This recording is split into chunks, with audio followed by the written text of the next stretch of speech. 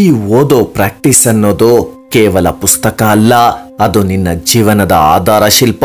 ಪ್ರತಿದಿನ ನಿನ್ಗೊಂದು ಅವಕಾಶ, ನಿನ್ನ ಕನಸಿನ ಕಡೆಗೆ ಹೋಗೋಕೆ ಹೆಜ್ಜೆ. ಪ್ರಾಕ್ಟೀಸ್ ಅಂದ್ರೆ ಬೆಳಗ್ಗೆ ಜಲ್ದಿ ಎದ್ದು ಟೈಮ್ ಪಾಸ್ ಮಾಡೋದಲ್ಲ, ಅದು ನಿನ್ನ ಕನಸನ್ನ ತಲುಪೋಕಿರೋ ಒಂದು ಶಕ್ತಿ.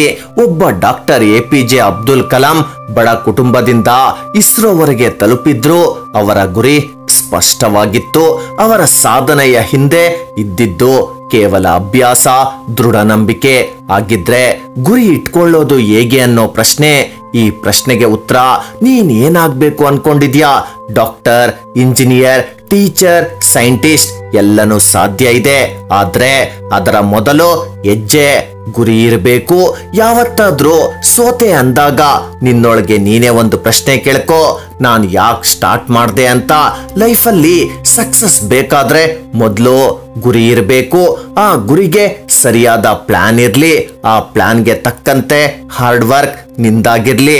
ಸೋಂಬೇರಿತನ ಬಿಟ್ಟು ಕಾಂಪಿಟೇಷನ್ಗೆ ರೆಡಿಯಾಗು. ತುಂಬಾ ಸ್ಟೂಡೆಂಟ್ಸ್ ಮನೆಯಿಂದ ಹಾಸ್ಟೆಲ್ಗೆ ಬರ್ತಾರೆ ಜವಾಬ್ದಾರಿಗಳ ಜೊತೆ.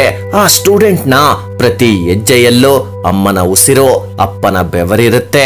ಈ ಪುಸ್ತಕ ಬರೀ ಪೇಪರ್ ಅಲ್ಲ, ನಿನ್ನ ಫ್ಯಾಮಿಲಿಯ ಭವಿಷ್ಯ.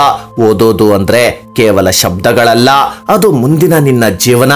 ಆಗಾಗ ಅನ್ನಿಸ್ತಿರುತ್ತೆ ಹೊರಗಡೆ ಹೋಗಿ ಸುತ್ತಾಡ್ಕೊಂಡ್ ಬರೋಣ ಅಂತ. ಆದ್ರೆ ನೀನಿಲ್ಲಿ ಸುತ್ತಾಡೋಕೆ ಬಂದಿಲ್ಲ, ನೀನಿಲ್ಲಿ ನಿನ್ನ ಕನಸಿನ ಜೊತೆ ಹೋರಾಡೋಕೆ ಬಂದಿದ್ಯಾ. ನಿಮ್ಮೂರಲ್ಲಿ ತುಂಬಾ ಜನ ಕೂಲಿ ಮಾಡ್ಕೊಂಡು ಗಾರ್ಮೆಂಟ್ಸ್ ನಲ್ಲಿ ಕೆಲಸ ಮಾಡ್ಕೊಂಡು ಕಷ್ಟ ಪಡ್ತಿದ್ದಾರೆ. ಆದ್ರೆ ನಿನ್ ತಂದೆ ತಾಯಿಗೆ ನೀನ್ ಆ ಕೆಲಸ ಮಾಡೋದು ಇಷ್ಟ ಇಲ್ಲ. ಆದ್ರೆ ನಿನ್ನನ್ನ ನೀನ್ ಕೇಳ್ಕೊ, ಪ್ರತಿ ಸತಿ ಬುಕ್ಸ್ ತೆಗ್ದು ಓದ್ಬೇಕು ಅನ್ಕೊಂಡು ಫೋನ್ ತೆಗ್ದು ಟೈಮ್ ಪಾಸ್ ಎಷ್ಟ್ ಸತಿ ಮಾಡಿದ್ಯಾ ಅಂತ. ಎಷ್ಟು ಟೈಮು ಇನ್ಸ್ಟಾನಲ್ಲಿ ರೀಲ್ಸು, ಮೆಸೇಜ್ ಅಂತ ಟೈಮ್ ವೇಸ್ಟ್ ಮಾಡಿದ್ಯಾ. ಇವತ್ ನೀನ್ ಓದಿಲ್ಲ ಅಂದ್ರೆ ನಾಳೆ ನಿನ್ ತಂದೆ ತಾಯಿಗೆ ಏನು ಉತ್ತರ ಕೊಡ್ತೀಯಾ? ಮೊಬೈಲ್ ಅಲ್ಲಿ ಟೈಮ್ ಪಾಸ್ ಮಾಡ್ಕೊಂಡಿದ್ದೆ ಅಂತೀಯಾ? ಓದ್ಬೇಕು ಅಂತ ಹಳ್ಳಿಯಿಂದ ಬರೋ ಪ್ರತಿ ಸ್ಟೂಡೆಂಟ್ಸ್ ಹತ್ರ ಎರಡೇ ಆಪ್ಷನ್ ಇರೋದು.